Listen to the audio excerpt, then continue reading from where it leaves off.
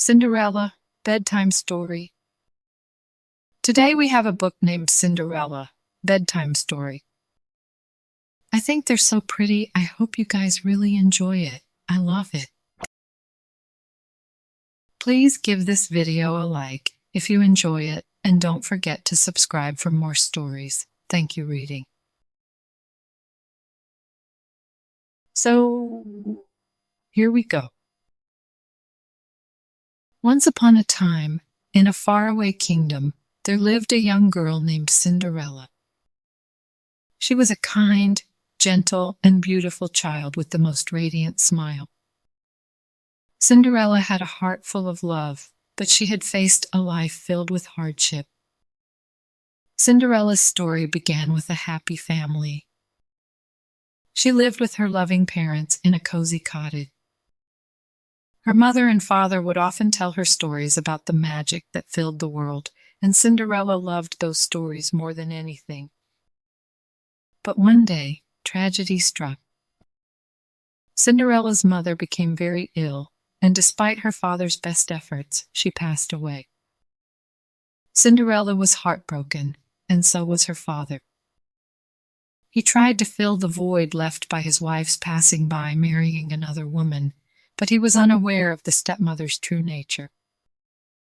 The new stepmother had 2 daughters of her own, and she was terribly jealous of Cinderella's beauty and kind heart. She treated Cinderella unfairly, making her do all the housework and dress in rags while her own daughters wore fine clothes and lived in luxury. Despite the cruelty she faced, Cinderella remained kind and gentle, never letting her stepmother's unkindness change who she was. She would often seek solace in the garden, talking to the birds and the animals, who had become her dearest friend.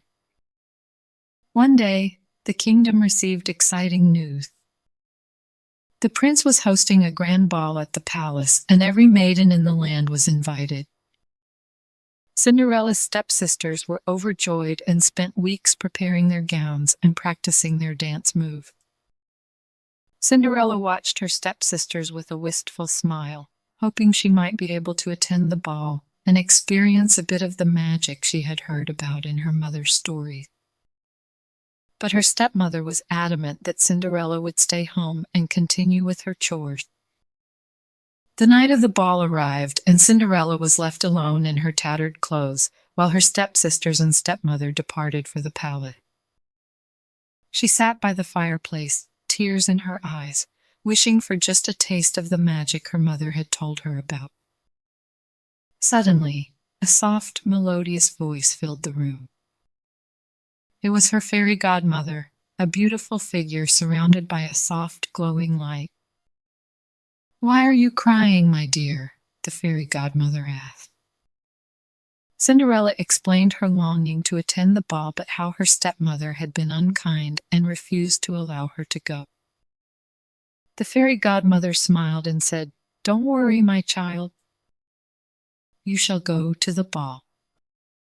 With a wave of her wand, Cinderella's rags were transformed into a stunning gown, and on her feet she wore the most delicate glass slippers that sparkled like stars. Her fairy godmother turned a pumpkin into a magnificent carriage and mice into elegant horses, so Cinderella could travel to the palace in style. Before she left, the fairy godmother gave Cinderella a piece of advice. "Remember, my dear, the magic will only last until midnight. When the clock strikes 12, you must leave the palace and return home."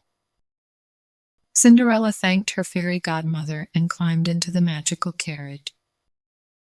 As she arrived at the palace, she felt like a princess, her heart dancing with joy. The moment Cinderella entered the ballroom, the entire room fell silent. The prince, captivated by her beauty, approached her, and they danced together like a dream. Cinderella was the happiest she had ever been. But as the hours flew by, she suddenly heard the chimes of the palace clock. The first stroke of midnight sent a shiver down her spine. She remembered her fairy godmother's warning and knew she must leave. Cinderella hurriedly said goodbye to the prince and fled from the palace. As she ran down the grand staircase, one of her glass slippers slipped off her foot. She didn't have time to retrieve it, and so, with only one glass slipper, she disappeared into the night.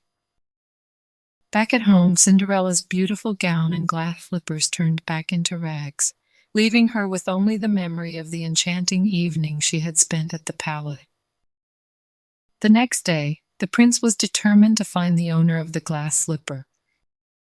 He and his attendants traveled throughout the kingdom, visiting every home to see if the slipper would fit any young maiden.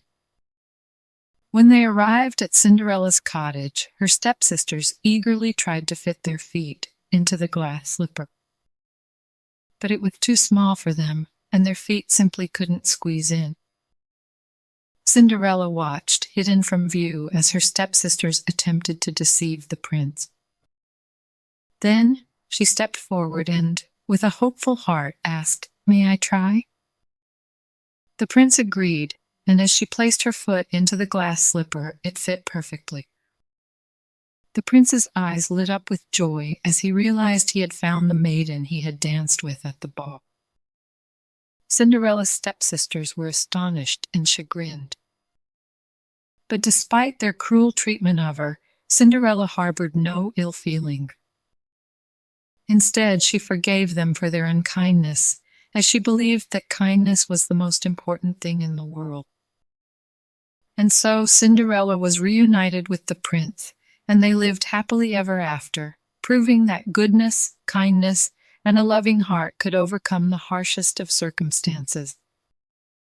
As I finish this story, my dear child, I hope you remember that no matter what challenges life may bring, kindness and goodness will always shine through, just as they did in Cinderella's life. Now close your eyes, drift off to dreamland, and know that you too are a shining light of goodness. Sweet dreams, my love. The end. Good job, friends. Thank you so much for reading with me. Bye, I'll see you next time.